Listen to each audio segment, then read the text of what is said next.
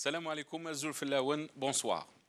Le rejet d'un amendement sur la promotion et la généralisation de l'enseignement de Tamazight, proposé dans le cadre du projet de la loi de finances 2018, met le feu aux poudres. Après la polémique sur les réseaux sociaux, des grèves et des manifestations se sont organisées dans plusieurs wilayas pour dénoncer ce qui est compris comme une énième attaque portée à l'identité nationale.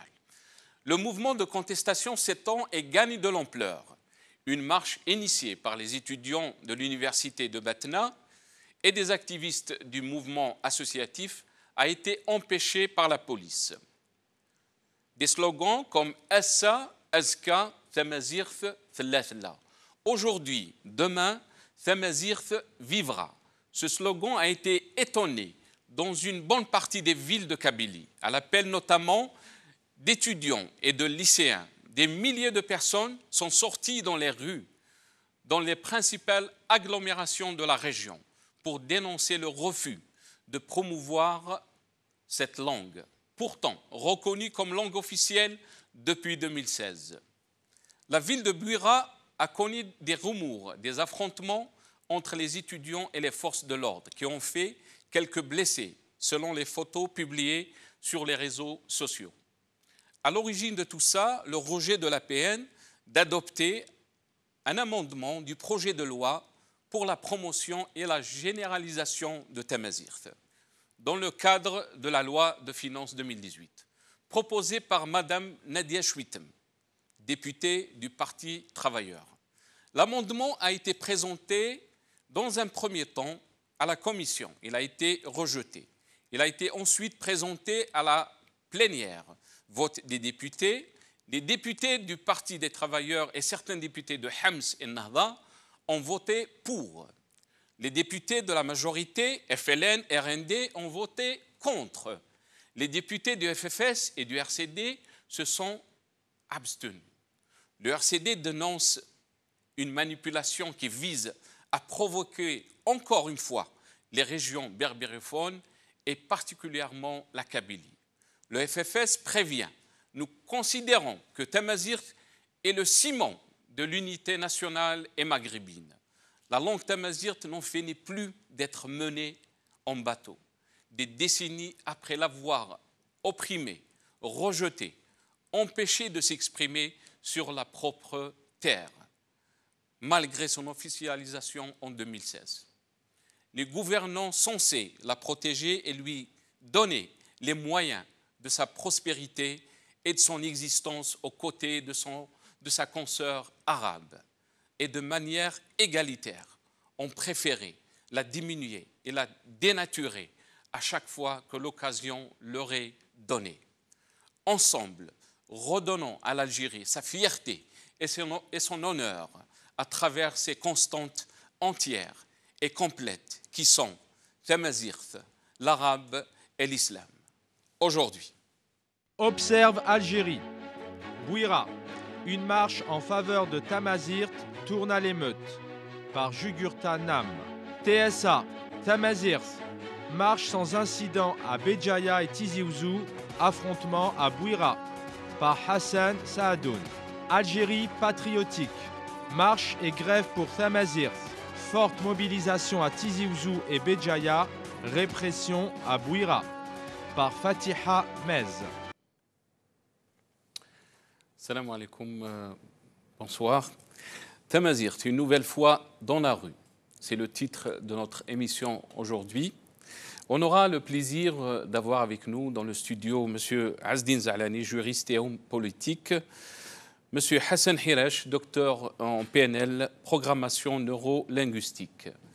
Et depuis Bouira, par téléphone, M. Ammar Fedjri, qui est journaliste. On commence par M. Ammar Fedjri. M. Ammar Fedjri, bonsoir. Bonsoir. M. Ammar Fedjri, vous êtes à Bouira. Donc, il y a eu des manifestations donc, aujourd'hui, hier. Qu'est-ce que vous pouvez nous dire par rapport à ce qui s'est passé à Bouira aujourd'hui? Bonsoir. Aujourd'hui, donc, c'est la troisième journée consécutive que la ville de Bouira a été plongée dans des violences. Aujourd'hui, nous avons...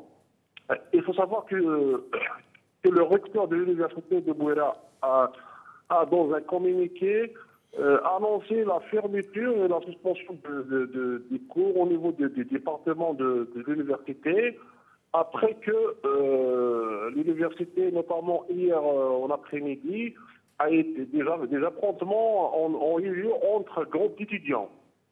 Donc, le campus universitaire a été fermé, mais les services de sécurité ont été déployés aux alentours du campus universitaire et à travers les grandes cités de la ville de Bouira. Donc, mais vers des heures, les étudiants se sont rassemblés à proximité du siège du campus universitaire. Nous avons presque toute la journée des affrontements opposant les services de sécurité aux manifestants. Hein. On ne savait pas ce que vraiment c'est des étudiants, des manifestants venus. Voilà, on découdra avec les services de sécurité. Voilà. Et on a entendu, Ammar, qu'il y a eu des blessés pendant ces manifestations. Donc, est-ce que vous confirmez qu'il y a eu des blessés? Est-ce que vous confirmez aussi qu'il y a eu des éléments des services de sécurité qui étaient habillés en civil et qui lançaient des pierres envers les manifestants? Vous savez,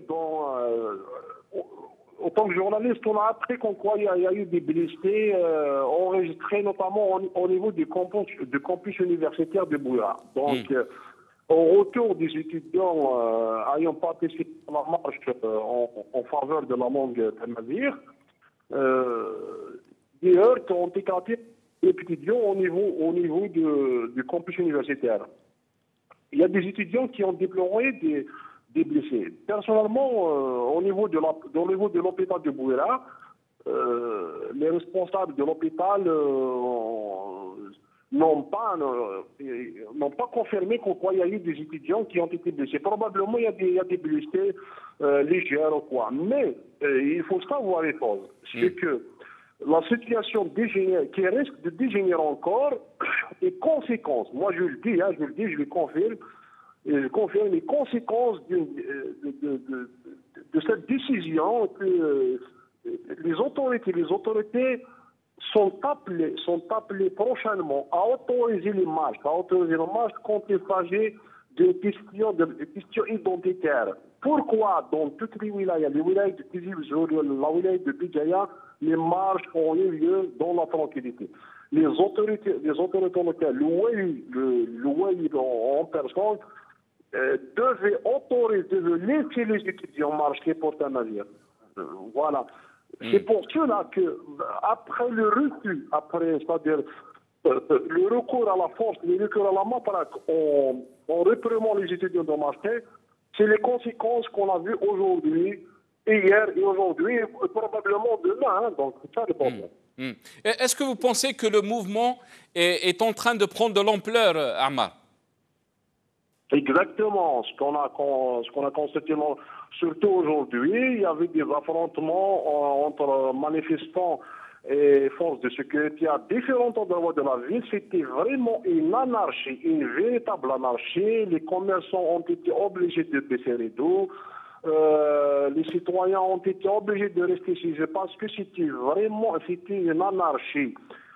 On ne va pas accuser quand même les services de sécurité, on ne va pas accuser les manifestants. Vraiment, c'est un flou. Personnellement, on n'a rien compris. Qu'est-ce qui s'est passé vraiment? Voilà. Donc, est-ce qu'il y avait quand même, hier, on a assisté à une marche digne de nom, des milliers d'étudiants, des milliers de citoyens, des élus des partis au pouvoir comme le RND, on a vu des députés, on a vu le président de la PUI d'obédience RND qui a marché aux côtés des étudiants. On a vu aussi la présence d'un ancien élément de MCB, en l'occurrence Ali Brahimi, qui a marché aux côtés des étudiants. C'était vraiment extraordinaire. Pourquoi les autorités n'ont pas laissé cette foule, n'ont pas laissé les étudiants de marcher le jour où les autres ont marché dans d'autres wilayas? Pourquoi cette manipulation? Ça, c'est une conséquence, et les responsables au niveau de la wilaya de Bouiraya assumeront leurs responsabilités en cas la situation dégénérera prochainement. Donc vous confirmez, Ammar Fedjri, que l'université de Bouira est fermée jusqu'à nouvel ordre? Exactement. Hier, c'était le conseil de l'ordre, le conseil, de l'administration de l'université présidé par le recteur, M. Moussa Zirek, dans un communiqué qui a été rendu public. Et ils ont annoncé la fermeture de l'université jusqu'à nouvel ordre. Et cela après que le campus universitaire a été plongé dans des violences opposant des groupes étudiants, comme je l'ai annoncé d'ailleurs. Cette décision, moi je la trouve, c'était fut en avant. Hein. Personnellement, je la trouve en effet en avant parce que l'université de Bouira avait déjà enregistré des violences parallèles. Hein.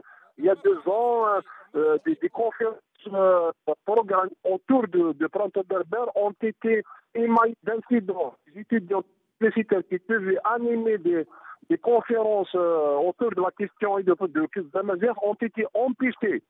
Donc la fermeture, oui, ils vont dire parce qu'ils risquent d'enregistrer d'autres c'est-à-dire incidents à l'intérieur de l'université, mais ils doivent trouver une solution définitive au conflit. Moi, je lui dis entre parenthèses, le conflit opposant des étudiants à quelques organisations satellitaires. Voilà. Et pourquoi donc cette université a été fermée? Pourquoi? Pourquoi l'université a été fermée? Pourquoi elle a été fermée? Est-ce que vous pensez qu'il y a eu des violences dans l'université? Pourquoi cette décision? Non, le recteur qui se réunit avec des membres de son conseil d'administration, ils ont pris la décision parce que hier, en après-midi, il y avait des violences. Il y avait des gens, selon des témoignages, des témoins qui ont été à l'intérieur de l'université, des gens ont été armés de couteaux, d'armes blanches, de barres de fer. Il y avait des affrontements entre étudiants. Probablement, craignant que la situation va se dégénérer davantage. D'ailleurs, nous l'avons constaté aujourd'hui. Il y avait une foule assez nombreuse qui s'est rassemblée à proximité du campus universitaire. Les manifestants qui scandaient des slogans en faveur de la langue tamazight et anti au pouvoir en place.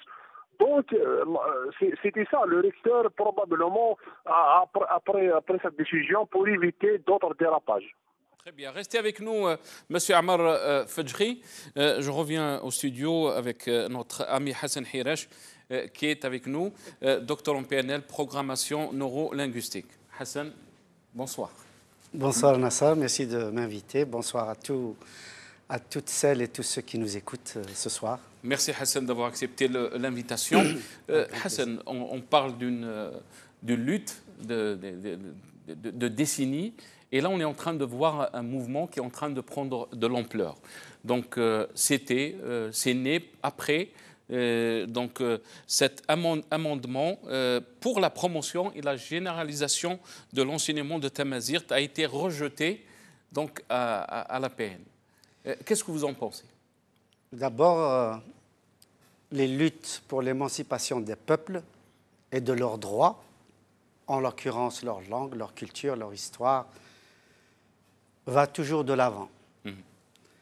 Donc aujourd'hui, effectivement, on voit très bien que les Algériens concernés par la question Tamazirt se mobilisent à nouveau. Ce n'est pas la première fois. Vous avez dit les Algériens concernés. Oui, malheureusement. Est-ce que vous pensez que c'est une question qui concerne seulement une région ou c'est une question qui concerne tous les Algériens? Ça concerne tous les Algériens, évidemment. Ceci dit, tous les Algériens ne militent pas pour le recouvrement de leur langue ancestrale, de leur culture ancestrale, de leur histoire, de leur véritable identité, parce que précisément ils ont été victimes d'un système qui leur a travesti l'histoire, qui a un système qui a usé du mensonge, qui a usé de falsification, aussi bien de l'identité, de l'histoire, de la culture, des langues, etc. Donc effectivement, il y a un problème d'aliénation dans notre pays, un problème qui est beaucoup plus psychologique que politique, c'est-à-dire qu'on a amené l'Algérien à la haine de soi, comme dirait Albert Memmi ou comme dirait Frantz Fanon, à savoir qu'effectivement, il y a un reniement pour un certain nombre de leur culture ancestrale. Parce que d'un point de vue historique, il va de soi que l'Afrique du Nord est amazigh. Et maintenant, tout le monde le sait. Les gouvernants, quand il y a des mouvements, quand il y a des conjonctures particulières, les gouvernants eux-mêmes le disent. Quand il y a eu une crise de football avec l'Égypte il y a 4 ou 5 ans, tous les ministres, les gouvernants, le président, etc., tour à tour, ont dit oui, nous sommes un peuple amazigh, etc., nous n'avons rien à voir avec les Égyptiens, etc. Or, il se trouve que nous sommes en train d'inculquer aux petits Algériens du nord, de l'est, de l'ouest, etc., du sud, de lui inculquer l'idéologie nassérienne, l'idéologie arabiste, arabocentrique, qui nie l'histoire, qui nie l'identité, qui nie la réalité algérienne. Donc on se retrouve effectivement devant un pouvoir qui organise un système d'apartheid. Si ça a été résolu d'un point de vue racial en Afrique du Sud, eh bien, en Afrique du Nord, et particulièrement en Algérie, mais aussi au Maroc, eh bien, on assiste à une situation d'apartheid. Donc, de l'autre côté, Hassan, aussi, oui. De l'autre côté ici, il faut le dire que il y a beaucoup d'avancées par rapport à la cause amazigh. On a vu l'officialisation de Tamazirt en 2016, la création de HCA. Maintenant, dans 30 wilayas, vous pouvez... Tamazirt est enseigné. Donc il y a une vraie avancée dans ce terrain, non? Nasser, il faut être absolument lucide. C'est-à-dire que toutes les avancées qu'on propose aux amazigrophones, c'est des avancées sous condition d'accepter qu'ils ne soient plus eux-mêmes en réalité. C'est-à-dire qu'on fait un saupoudrage et on va leur dire, écoutez, on va enseigner Tamazirt dans toutes les wilayas, etc. Mais dans la réalité, d'une façon palpable, tangible, il n'y a rien de sérieux. C'est-à-dire on essaye de contenter d'un point de vue comme ça politique pour apaiser les esprits, mais pour le travail de terrain, la politique des petits pas, que l'Algérien puisse recouvrer son identité, recouvrer sa langue, recouvrer son histoire, etc., rien de sérieux. Je vais vous dire, Nasser, et j'interpelle d'ailleurs les responsables de cette chaîne, El Maghrebia, qui donne effectivement la possibilité à la berbérité de s'exprimer, mais ils nous disent à une condition, que votre langue ne soit pas écrite comme vous voulez, que vos vêtements ne soient pas ceux que vous voulez, que votre identité ne soit pas celle que vous voulez. OK pour Tamazirt, mais à condition que nous l'habillions comme nous voulons, nous. Aujourd'hui, par exemple, un exemple, une gifle que donnerait El Maghrebia au pouvoir, c'est d'écrire Tamazirt en caractère dit latin, qui est en réalité phénicien, comme le turc. Juste, je termine cette phrase. Ça, c'est un vrai problème, Hassan. C'est un vrai problème. Pour montrer parce que quand on donne quelque chose, on le donne vraiment. On ne le donne pas à moitié en disant on vous donne ça, mais à condition que vous ne soyez pas vraiment ce que vous voulez être, etc. Ça suffit. Que les Chaouis deviennent ce qu'ils veulent, que les Kabyles deviennent ce qu'ils veulent, que les Mozabites deviennent ce qu'ils veulent. Et c'est ça seulement la possibilité d'aspirer à une démocratie, tout simplement à redevenir soi-même, une réconciliation. Mais il y a un point très important que je voulais aussi... il y a un point très important par rapport à l'écriture de Tamazirt, Hassan, et vous le connaissez, il y a des experts.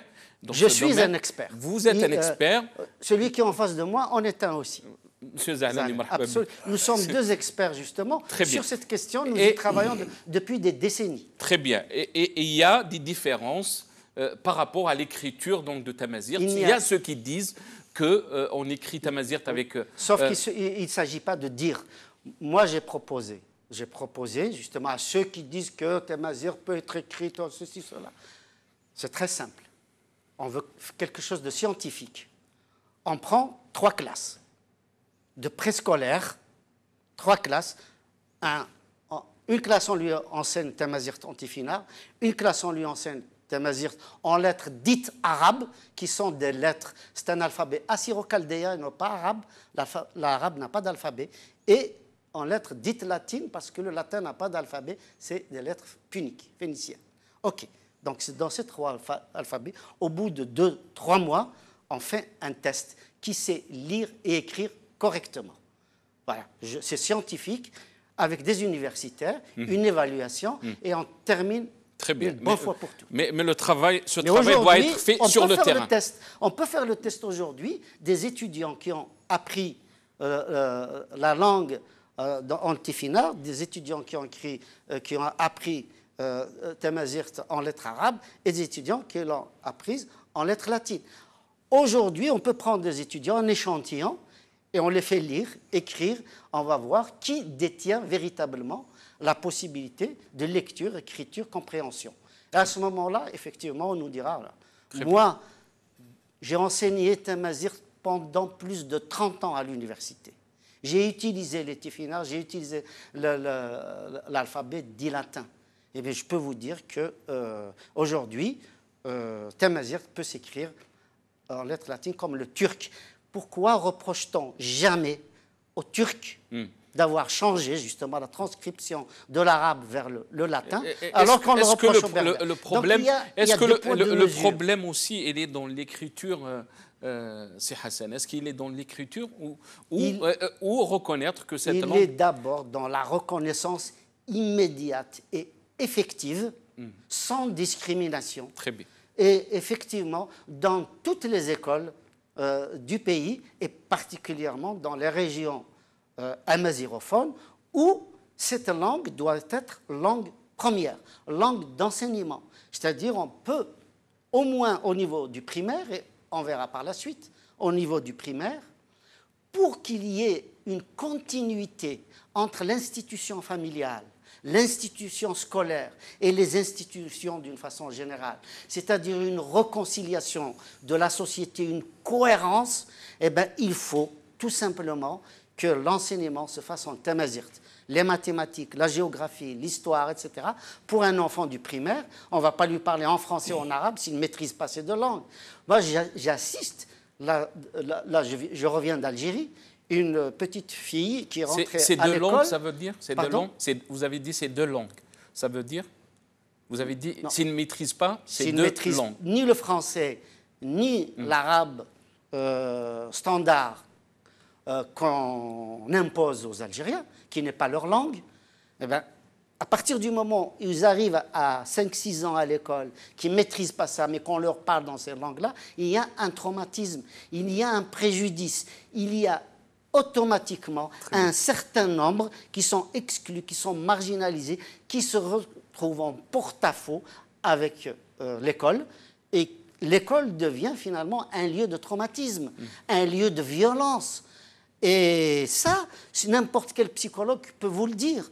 Moi, j'ai la chance justement d'avoir cette formation multiple, d'être initié aussi à la psychologie comportementale. Je sais pertinemment, et tous les psychologues le savent, et les psychiatres le savent, et tous les pédagogues le savent, qu'un enfant qui rentre à l'école primaire et qu'on lui parle dans une langue étrangère, eh bien, il subit un traumatisme, il subit tout simplement un processus de mésestime de soi. Et ce processus de mésestime de soi va l'amener soit à l'échec, soit à la marginalisation et l'exclusion. Sauf, c'est ma dernière phrase avant que peut-être mon ami intervienne ou que tu gères l'émission.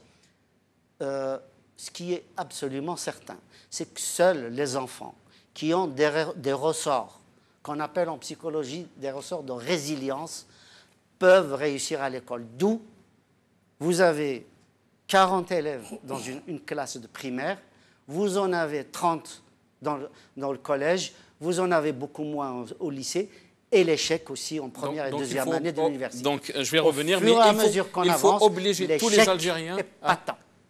Ok, très bien, je reviendrai. Donc, retour à la langue ancestrale.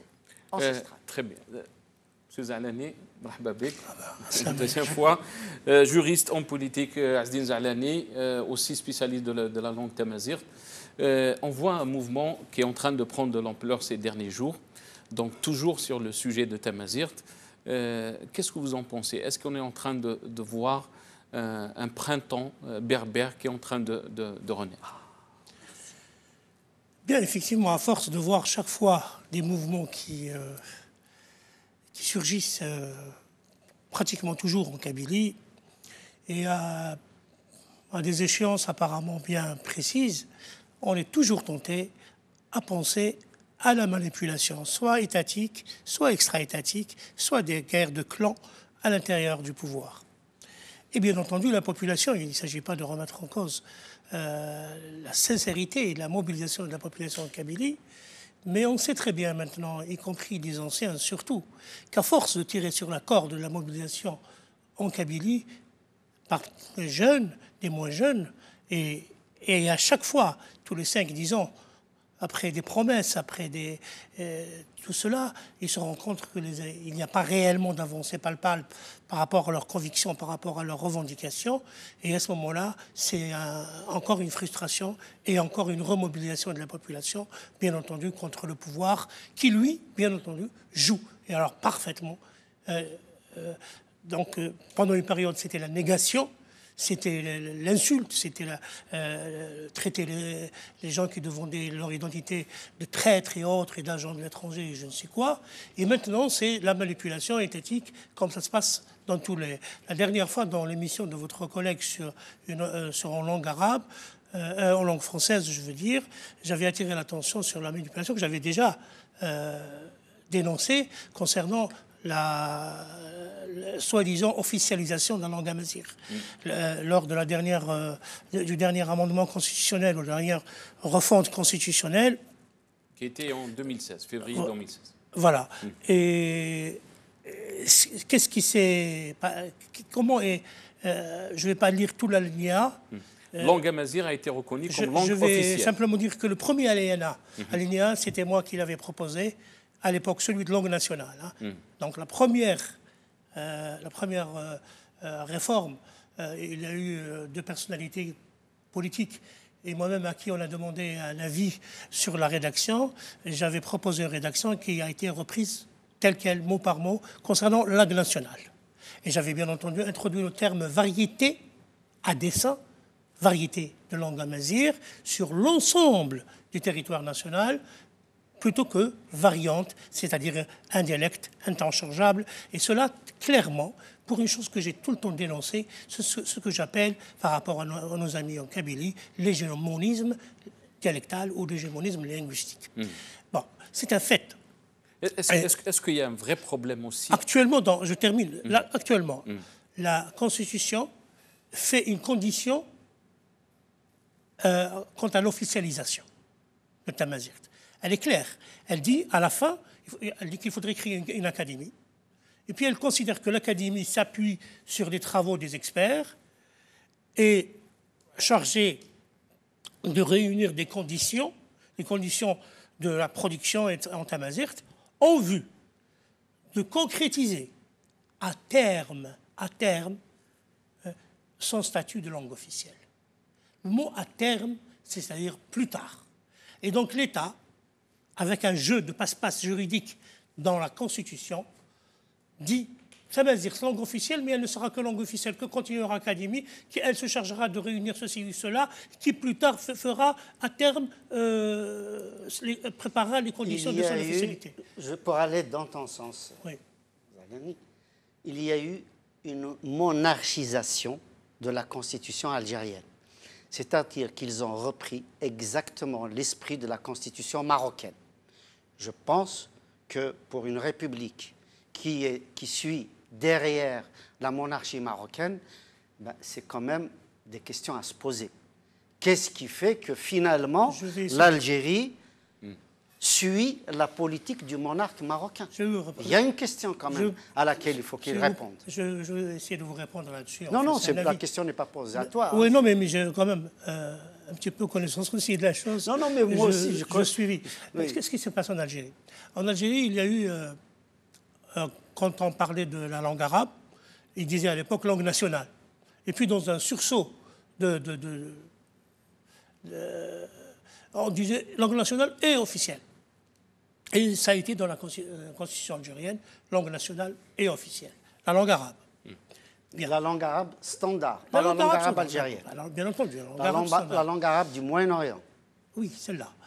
Donc, c'est un autre débat concernant le dialecte algérien ou maghribi. Et le dialecte voilà. oriental. Ce qui s'est produit avec le Maroc, c'est quand l'Algérie a décidé, dans un premier pas, de reconnaître le caractère, pas le statut, le caractère de langue nationale. C'est une langue nationale, elle a un caractère national. C'est déjà insultant. Comme si on tombait du ciel, comme si on venait... Comme si les Berbères venaient de je ne sais pas quel continent. Est-ce que notre langue est une langue nationale? Je n'ai pas encore passé à la critique de texte. Je suis en train d'expliquer l'historique, comment ils sont arrivés là. Ils sont arrivés. Je ne suis pas en train de défendre l'action que j'ai moi-même. Mais c'est ça, c'est ce qui s'est produit. Il y a beaucoup de voix très positives. Ils ne sont pas des nationaux. Ils ont dit langue nationale. Bien. Au moment où ils ont, en 2002, c'était par rapport aux événements en Kabylie, rappelez-vous. Donc, ils ont accordé langue nationale. Et puis, depuis qu'ils ont accordé ça sur la Constitution, pas un seul texte, pas un seul règlement n'est venu pour concrétiser le caractère national, ne serait-ce que d'une manière symbolique. Il n'y a eu que des interdictions pendant ce temps. Des interdictions. Bon. Donc, une affirmation constitutionnelle, langue nationale.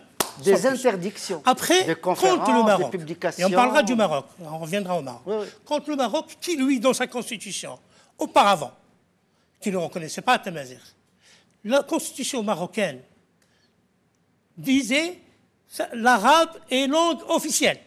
Elle ne disait pas la langue arabe est langue nationale et officielle comme en Algérie. Ils avaient, dans la constitution marocaine, l'arabe est la langue officielle du royaume. Donc le caractère n'était pas là.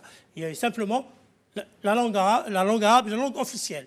Quand ils étaient poussés par les événements de reconnaître au Maroc, de reconnaître Tamazight, ils ne pouvaient pas revenir parler de national. Et ils ont dit Tamazight est officiel. Donc, au même titre. Du coup, l'Algérie s'est retrouvée en retard par rapport au Maroc, alors qu'elle croyait Zama être en avance. On avance. Bien. Alors, qu'est-ce qu'ils ont fait? Ils ont décidé d'officialiser pour être comme le Maroc, dire officiel aussi. Mais comme ils ne sont pas sincères, ils ont dit officiel, et comme je vous l'ai dit, ce sera officiel plus tard, quand un certain nombre de conditions inimaginables, il n'y a ni délai, ni rien du tout, etc. Et donc la langue amazigh en Algérie, actuellement, en pratique, n'est pas du tout officielle. Ça, c'est une évidence. Et ça, c'est les manipulations du pouvoir. Pour revenir maintenant, si vous permettez, au caractère, au débat, à la disputation sur le caractère. Le Maroc, qui est le premier pays berbérophone d'Afrique du Nord, où 70 pratiquement de la population, bien plus, est berbérophone, sans compter le reste qui est berbère aussi, le Maroc a opté pour ces trois régions et pratiquement dans les mêmes conditions. Le palais, pas le Maroc. Le palais a opté. Royal, tout ce que vous voulez. L'État marocain a opté pour les Tifinagh. Le palais a opté pour ça. Les Libyens ont opté pour les Tifinagh. Les Touaregs continuent à écrire en Tifinagh. Des zones en Algérie optent pour les Tifinagh. La Kabylie, qui est... C'est ça, là, il faut reconnaître ce genre de choses. La Kabylie, qui n'est pas la seule région berbérophone, certes, mais qui est la région la plus en avance sur cette question, que ce soit au niveau de la revendication, qu'elle soit politique, sociale ou culturelle. celle où il y a le plus de mobilisation, le plus de conviction, du petit enfant jusqu'au vieillard, il faut reconnaître ce déséquilibre. On peut le justifier, l'expliquer, etc. Pourquoi à Adrar ou à Igli, les gens ne revendiquent pas parce qu'ils ont d'autres priorités, tout ça. Mais le fait est qu'en Kabylie, et à Alger pratiquement, à Boumerdes, à Bouira, les populations kabylophones sont largement très en avance sur les autres régions berbérophones ou pas, sur la question de la revendication de la langue berbère, et donc du kabyle, mais qu'il faut le dire, parce que c'est de cela qu'il s'agit. Il est important de ne pas bloquer la Kabylie dans ses revendications, parce qu'ils sont prêts. Elle est prête. À tort ou à raison, il y a une expérimentation qui peut peut-être être qui n'est pas tout à fait bénéfique dans les conditions où elles sont. Ce qui est certain, c'est qu'au niveau de la légitimation populaire, de la revendication populaire, nul ne peut nier le fait que la Kabylie est en pointe et prête. C'est-à-dire que les jeunes sont prêts, les parents sont prêts, la société est prête. Ce qui n'est pas le cas dans les Aurès. Malgré son histoire, ce n'est pas le cas chez les Touaregs, ce n'est pas le cas dans l'ouest algérien, ce n'est pas le cas dans la région de Tipaza qui est à côté d'Alger. Donc il y a une certaine logique contre le pouvoir dit. Faisons les choses par étapes. Faisons les choses par étapes. Non, à géométrie variable. La Kabylie est en avance. Il y a actuellement pratiquement 20 ans que l'enseignement de Tamazight se fait dans les universités de Béjaïa et de Tizi Ouzou, et même plus tard de Bouira. Il y a des centaines de licenciés en kabyle ou dans la variété kabyle, et même bien sûr dans leur cursus, ils ont aussi des connaissances concernant les autres variétés. Il y a donc plusieurs milliers peut-être de licenciés, dont beaucoup sont au chômage. La Kabylie a les possibilités démographiques, politiques, psychologique, sociale, d'être en avance. Pourquoi la retarder par rapport à d'autres régions? D'autant plus qu'elle peut servir de laboratoire, à la limite. Parce que les échecs qui existent encore actuellement sur l'enseignement, l'expérimentation qui se fait actuellement en Kabylie, avec certains problèmes et tout ça, c'est la Kabylie qui prend aussi, je veux dire, le prix de cette expérimentation. Mais bloquer la Kabylie, ou les revendications en Kabylie linguistique, sous prétexte qu'elle est nationale, qu'elle est officielle, qu'il faut attendre je ne sais plus qui, que les Chaouis se lèvent, que les Touaregs se suivent, ou que c'est complètement illogique. C'est ça qui est injuste et c'est ça qui n'est pas pratique. Mais il y a aussi, M. Zalani, il y a aussi des voix qui s'élèvent et qui disent qu'il y a instrumentalisation de cette cause, manipulation. Il y a des haines aussi de l'autre, oui, des haines de l'arabe. Qu'est-ce que vous en pensez? Attendez, ça, si vous permettez. Non, non. Il faut arrêter avec ça, parce qu'il y a une instrumentalisation de l'arabe, mais on n'en parle pas. Instrumentalisation de l'islam, on n'en parle pas. Comme par hasard, on ne parle que de l'instrumentalisation. Je vais répondre à votre place. Ça suffit. Moi, j'appelle les jeunes de Kabylie à se mobiliser, à créer des coordinations, à ne plus se laisser faire, parce que nous sommes en face d'un pouvoir qui ne veut pas entendre raison. Mais il faut arrêter les manipulations de l'arabe, les manipulations de l'islam. Il y a des réalités. Mais bien sûr, la réalité, c'est que les jeunes qui ont manifesté, ils se battent contre les manipulations. Toutes les questions, Hassan. Il faut que je termine ma phrase. La manipulation, c'est le refus d'accéder tout simplement au droit inaliénable d'apprendre notre langue dans notre pays, dans nos écoles. Mais tout le reste, de dire il y a manipulation, etc., pour dévaloriser le mouvement, non. Les manipulations, l'arabisme et l'islamisme, c'est là que résident les manipulations, parce que c'est ça qu'on veut nous imposer et qui n'appartient pas à notre histoire, à notre identité. Donc ça suffit. Il n'y a pas de manipulation. Il y a des revendications, il y a des luttes. On s'en fout des gens qui veulent dire attention, si ça bouge, il y a des... Non. Il y a eu des mouvements, parce que nous n'avons pas nos droits. Il y a eu des mouvements, Hassan. Je m'excuse, il y a eu des mouvements. Ça suffit. Il y a eu des mouvements qui disent qu'on doit proclamer l'indépendance de la Kabylie. Et beaucoup de Kabyles sont contre ce Tant mouvement. que l'État algérien... Et nous, on est obligé de poser des questions que pas tous les Algériens c'est pas une manipulation. Hassan, c'est des cris du cœur. C'est des gens qui en ont marre d'un pouvoir. On respecte, Hassan, on respecte votre avis. Ça, tu m'interroges. Oui, mais je réponds. Je dois pas m'interrompre. Je ne peux pas m'interrompre. Je t'ai laissé la parole, Hassan. Je vais te lui donner. Mais il a eu la parole. Je vais donner la parole. Je vais aller dans votre sens. C'est parce que l'État algérien les a poussés jusqu'à effectivement réclamer une indépendance. Pourquoi? Parce que, tout simplement, l'État algérien a hérité des institutions coloniales et il agit comme si c'était un pouvoir colonial. Il nous enlève nos droits à notre histoire, notre droit à notre culture, notre droit à notre langue, notre droit à notre existence, notre droit à notre vie quotidienne. On ne peut même pas faire une petite conférence dans une salle de mairie, dans une association, etc. Et donc, s'il y a des personnes qui demandent l'indépendance, il ne faut pas leur en vouloir, il faut en vouloir à l'État central qui nous écrase, qui nous dénie nos droits. Très bien, mais il ne faut pas aussi véhiculer des haines. Les haines, c'est l'État. Les haines, c'est ceux qui... Je vais vous laisser. Je veux bien avoir la parole. Je vais vous laisser. Je vais vous laisser. On doit lui donner la parole. La haine vient de qui? Hassan, s'il te plaît. Non, il doit y avoir un peu de... Voilà, la haine, c'est l'État. Je ne peux pas accepter ici... معليش Hassan, on est en train... Non, mais on se connaît, on se connaît très bien. Parce que pendant très longtemps, justement... Mais monsieur, ne personnalisez pas, laissez-moi répondre. À chaque fois que des Kabyles revendiquent leurs droits, on va parler de manipulation, etc. Non. On vous donne la parole et on vous respecte. On doit lui donner la parole aussi. Il ne faut pas me la couper à chaque fois que je prends la parole. Non, je ne suis pas là pour... Tu me la coupes, même non, toi. Non, Hassan, non, Hassan. C'est lamentable. Et tu sais que je te respecte très bien, Hassan. Non, mais il faut respecter ma parole. Azdine Zalani. Voilà. Bien, vous m'avez posé la question avant que M. Hirsch intervienne, et j'essaye de demander à M. Hirsch pour lui dire que je vais aller dans son sens. Que j'allais d'aller dans son sens. Parce que voilà, la question que vous posiez, c'était la manipulation, le fait qu'il insinuait ou il accusait la Kabylie d'être de fomenter je ne sais plus quoi.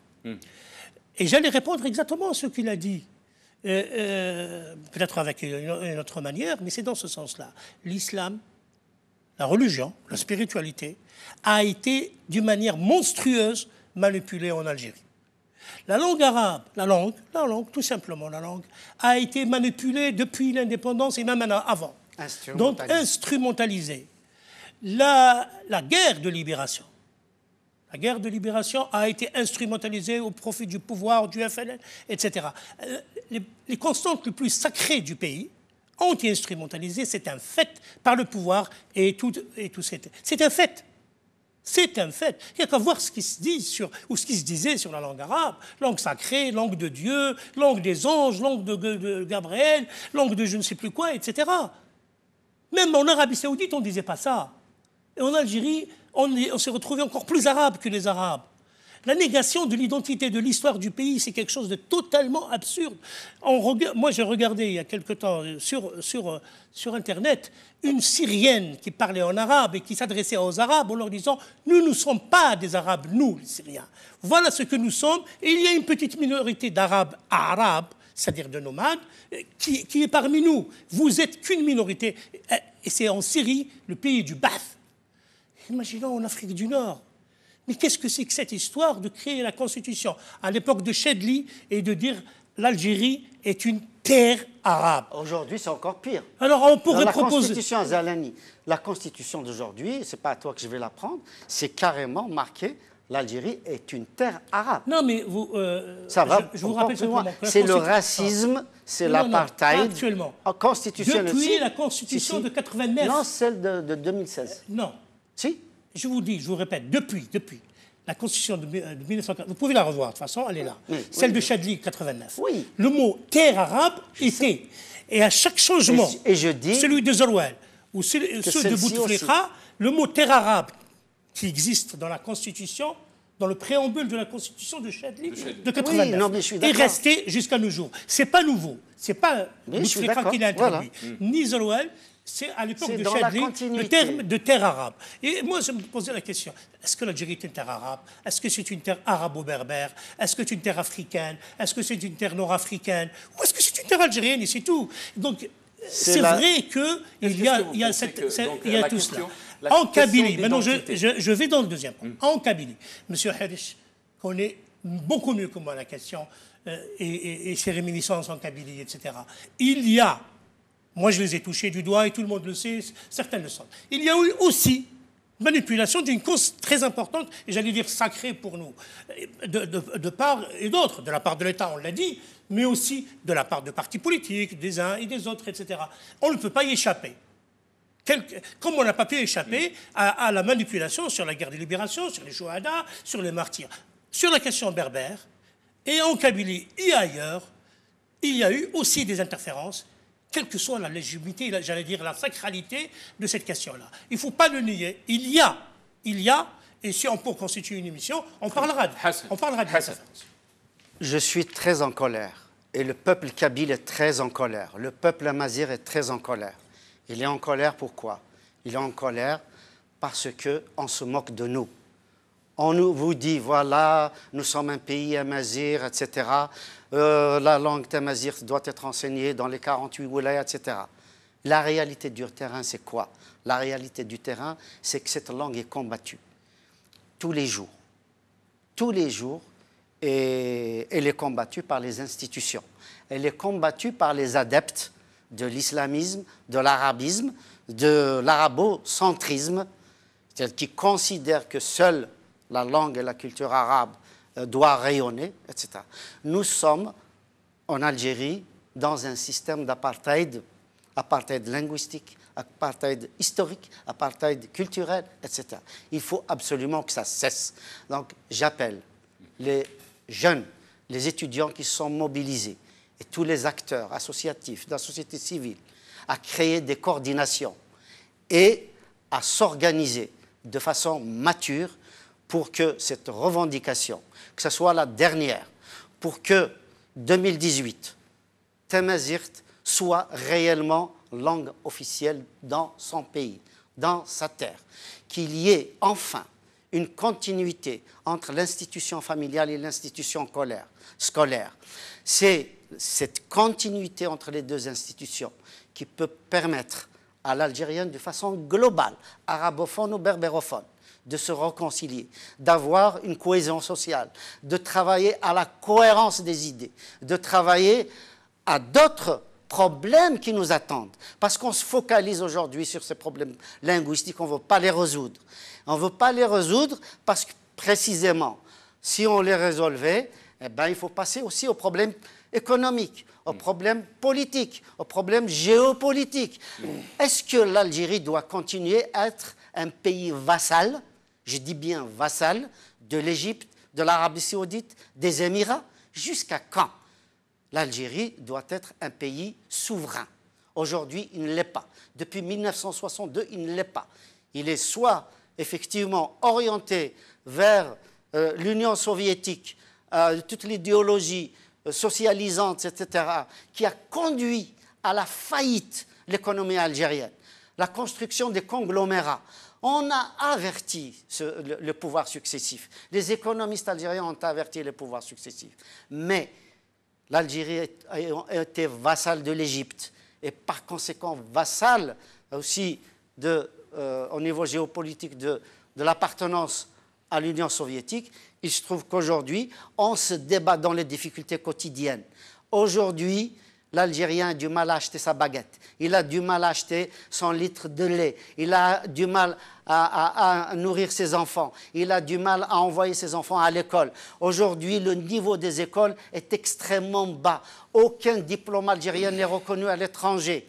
Aujourd'hui, on se pose des questions s'il faut continuer à utiliser encore Tarbiya Islamia à l'école. Est-ce que c'est véritablement rationnel? Aujourd'hui, on bloque les projets objectifs et rationnels de la ministre de l'Éducation nationale, Mme Benrabrit. Pourquoi ces questions reviennent toujours? Ça veut dire, c'est quoi pourquoi lier à mon droit, qui est le tamazight. Moi aussi, je suis kabyle, berbère, comme vous l'êtes. Oui. Et pourquoi lier cette question à l'islam? Pourquoi la lier? Pourquoi cette liaison tout le temps qui revient dans les revendications des gens qui défendent la cause tamazight? Très bien, c'est une très bonne question. Parce que tout simplement, l'État algérien est un État théocratique. Et que, effectivement, il a privilégié beaucoup plus l'islamisme, qui a donné naissance au salafisme, à l'intégrisme, qui a donné naissance à la violence.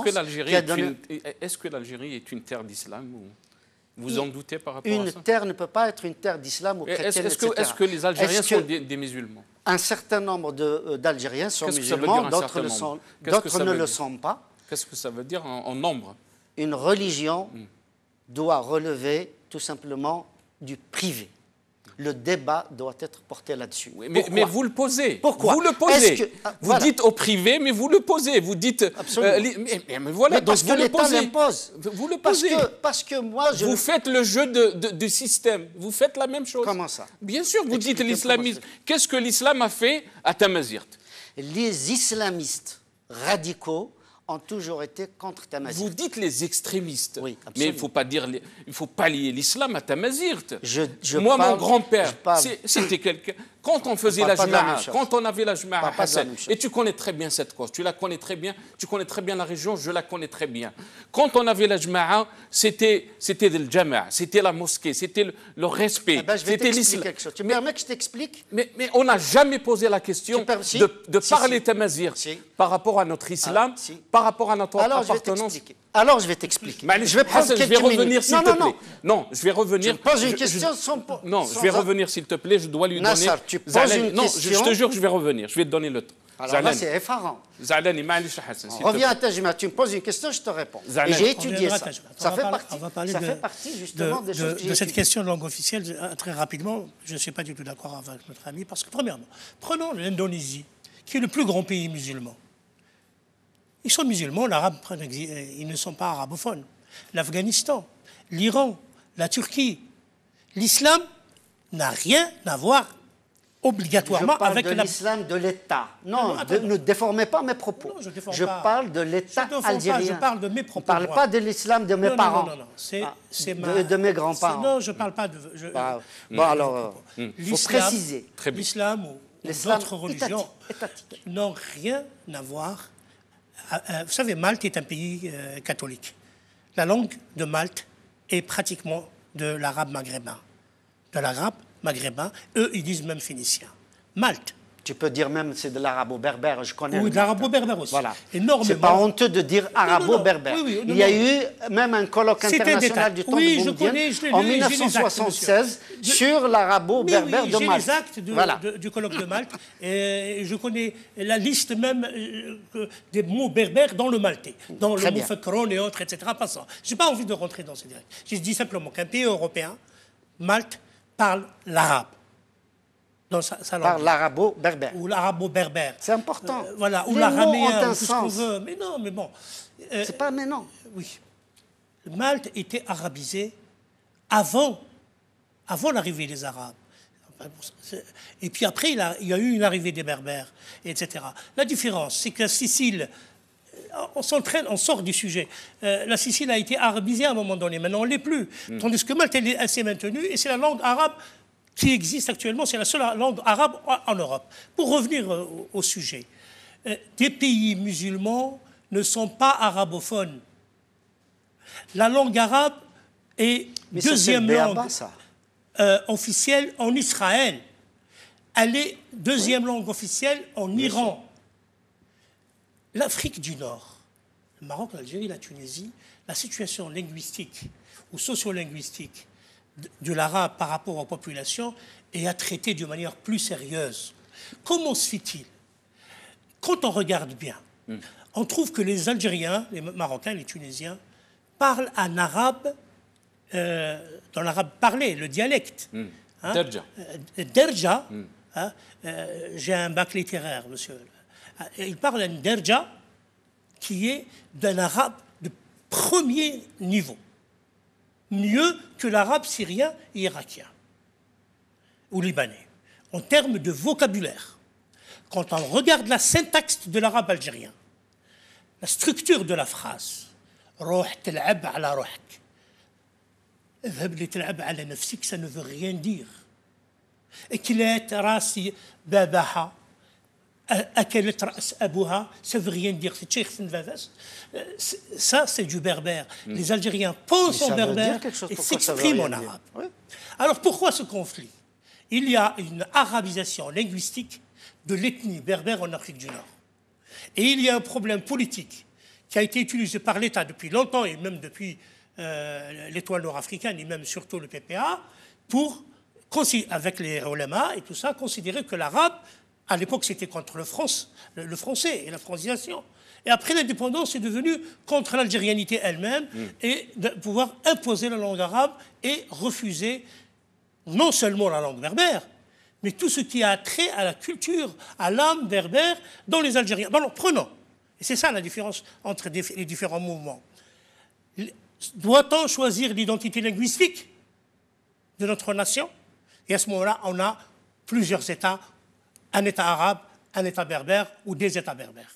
Ou bien une identité historique qui reconnaît que la femme qui est à Aflou et qui parle arabe algérien, ou qui est dans l'ouest algérien, et qui tisse, qui fait le couscous, qui fait des plats berbères, qui fait un tissage berbère, qui parle une langue arabe dans la structure et berbère, qui fait s'habiller en melhfa, sur tous les hauts plateaux algériens. Toutes ces gens-là, cette région-là sont arabophones, mais ils sont berbères dans leur vie quotidienne. Dans leur couscous, il n'est pas arabe, mais il est totalement algérien. Il faut voir que la berbérité, elle n'est pas simplement dans la langue, elle est dans le comportement. Et si on dit aux Algériens, et ils le savent, ou certains le savent, dernièrement, l'État algérien, pour participer à un colloque méditerranéen je termine là-dessus, sur l'alimentation de chaque pays a ramené son plat national, l'Algérie a ramené un plat turc, la rechta. Vous imaginez un peu l'aliénation de l'État algérien. Donc, la population algérienne vit sa vie de berbère arabisée, plus ou moins arabisée, surtout dans le vocabulaire, mais dans la syntaxe, dans la pensée, dans les comportements, dans le nif, dans le rijla, dans le couscous, dans les relations familiales, dans les relations patriarcales, dans la sociologie, dans tout ça, elle est berbère. Voilà ce que je voulais dire. Dernier mot, Hassan. Dernier mot, c'est que c'est très important de ne pas me faire dire ce que je n'ai pas dit. Je ne renie pas l'existence de l'islam en Algérie, ce serait complètement fou. Mais d'abord, ce que je dis, c'est qu'il y a islam et islamisme. Moi, ce que je dénonce, c'est l'islamisme, c'est-à-dire l'islam politique. L'islam qui empêche justement le développement de Tamazirt, soi-disant parce que ce n'est pas la langue sacrée, etc., etc. Et qui manipule, eux, justement, la langue arabe en disant que c'est la langue de Dieu pour, justement, exclure la langue Tamazirt. Quand Mme Benrabrit, ministre de l'Éducation nationale, a proposé, justement, d'introduire et Tamazirt et l'arabe algérien à l'école, ceux qui se sont soulevés contre elle, ça a été des islamistes. Je suis désolé. Et donc, il y a lieu de s'interroger effectivement sur qui manipule quoi. Et donc, en l'occurrence aujourd'hui, et pour répondre à ta question même de tout à l'heure, d'un point de vue anthropologique, tu dis les ancêtres, Tejmath, etc. Précisément, Tejmath, elle a séparé le religieux du politique. Comment? Il y a l'imam, le marabout, dans Tejmath, qui n'a pas le droit au vote, qui n'a pas le droit de se mêler des affaires politiques, des affaires économiques, etc.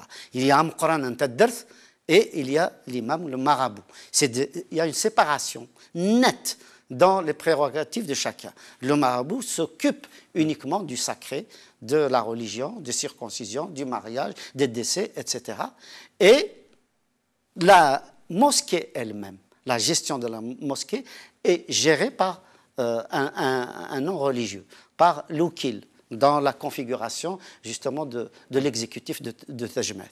Ce que je dis aujourd'hui, et je termine peut-être là-dessus, si l'émission se termine, oui. C'est encore une fois, puisque tu voulais mon dernier mot, j'invite tous les acteurs de Tamazirt et ceux qui sont épris de justice à organiser des coordinations, à faire face à un État raciste.